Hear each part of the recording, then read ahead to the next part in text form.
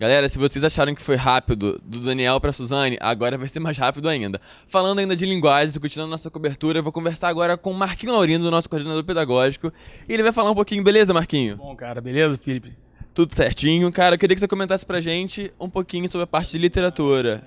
Assim, a prova de linguagem foi uma prova bem interessante, porque ela abordou temáticas que foram lá desde o século XVIII, por exemplo, até a produção contemporânea. Então, o Enem ele criou uma prova na qual o aluno ele tinha que aprender a contextualizar muito, ele tinha que entender o processo literário, o processo linguístico. A gente percebeu ali, né, toda uma variação da questão da variação linguística também na prova, o entendimento das artes. Então, assim, ela foi bastante exigente. Um outro aspecto da prova que eu achei importante foi o fato de trabalhar um número de textos bem grande e textos trabalhosos para o aluno. Então, assim, o cara tinha que ler muita coisa e, além de ler bastante coisa, ele tinha que interpretar muito na prova. A Suzane comentou que hoje foi um dia bem puxado, né? Por isso, a prova deve ter exigido muito fisicamente desses alunos, deve ter exigido muito mentalmente deles também, porque ela não estava fácil. Não achei a prova de linguagem desse ano fácil e é uma prova, de fato, que exige do aluno um certo conhecimento e principalmente uma capacidade na interpretação. E o que você considera que mais mudou do ano passado para esse ano? Assim, na prática, a prova ela mantém a mesma tendência. A gente tem ali muita literatura contemporânea, trabalhando ali na Cristina César, né? Apareceu ali também Chico Buarque, Armando Freitas Filho, e trabalhou muito a questão da linguagem, a música, né? O Chico Buarque vai aparecer como autor de canções, e assim, mantém uma tendência. No entanto, a prova ela não foi uma prova tranquila, não. Foi uma prova que exigia do aluno bastante, tanto fisicamente quanto na questão do conteúdo. E tu acha que nossos quegenianos estavam preparados para a prova? Eu não tenho dúvida que eles estavam preparados, né? Eles, obviamente, eles vão ter que... vão ter, não, porque eles já passaram pela prova, mas assim, eles tinham que ter muita atenção na hora da prova, porque o conteúdo eles têm. Era fundamental que eles tivessem mesmo atenção para conseguir mandar bem na prova, porque a prova não estava fácil. Falou? Beleza, galera. Essa transmissão continua. Vou conversar agora com o Hugo, de matemática. Marquinho, muito obrigado. Até mais, Felipe. Valeu. Valeu, gente.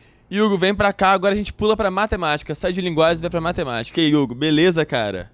Agora ficou frenético aqui, galera, então presta atenção. Hugo, conta aí, o que tu achou da prova esse ano? Então, gente, primeiramente, boa noite. A prova de matemática esse ano veio uma prova muito conteudista, uma prova em que o aluno deveria sim saber toda a matéria, ele tinha que ter um domínio muito claro dos conteúdos, não estava uma prova tão subjetiva quanto as provas que a gente vinha acompanhando, né, com algumas questões que eram bem subjetivas, o aluno tinha uma necessidade de conhecer o conteúdo, ele conseguia acertar através do texto, através de uma lógica, e esse ano a prova deu uma mudada de rumo, teve uma pegada muito conteudista, questões bastante complexas, muita pegadinha, então assim, o aluno ele teve que ter muita atenção. Como o Marquinho bem disse, o aluno, se ele tivesse o conteúdo, ele deveria ter muita atenção. E aí uma coisa que me remeteu foi o seguinte, como a gente consegue isso, né? O Felipe perguntou para o Marquinho quanto aos quegenianos e tudo, não tenho dúvida de todo o conteúdo abordado na prova, vocês viram no curso completo, vocês viram no Matemática do Zero, então assim, quanto ao conteúdo eu não tenho dúvida. Uma coisa que o Marquinho falou era quanto à atenção, e aí a gente remete ao seguinte, como conseguir essa atenção? Através de simulados. A presença do simulado na preparação, o simulado ele é muito importante exatamente para isso.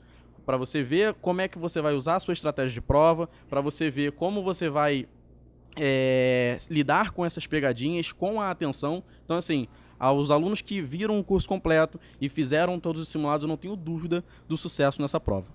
Cara, como o Hugo aqui bem falou, a gente ofereceu simulado o ano inteiro. Então, vocês ficaram muito bem preparados para a prova, apesar de ter sido um dia bem cansativo, né? Exato. Quanto à estratégia, o aluno que optou por começar por matemática, certamente ele caiu em poucas pegadinhas ou nenhuma, porque ele estava ali muito atento. Agora, o aluno que optou por começar por português e uma prova muito cansativa, uma prova muito densa de português, em que ele já tinha lido muita coisa, quando ele foi para matemática, certamente algumas coisinhas ele pode ter deixado passar, e como eu falei, a prova veio uma prova um pouco maldosa, assim, se você não percebesse o texto, você fazia a conta e achava gabarito, esse era o pior de tudo. Você achava, dentre as 5 opções, o gabarito incorreto.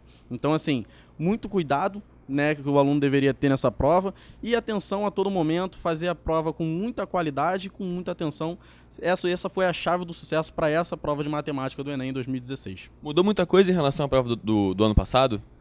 Mudou a ideia, não a ideia de pegada de questão, foi a mesma pegada, os mesmos conteúdos ali abordados, muita geometria espacial, a ideia de função. Mudou na ideia de a subjetividade das questões passou a ser muito pouca. Então o aluno precisava sim ter domínio do conteúdo. Então mostra que o Enem vem crescendo, a prova vem ficando cada vez mais conteudista, a gente viu isso ontem, viu isso hoje. Então é necessária a preparação do aluno. É necessário que ele entre num cursinho, tanto presencial quanto à distância. É necessário que ele estude muitos conteúdos e tenha domínio desses conteúdos e principalmente a calma.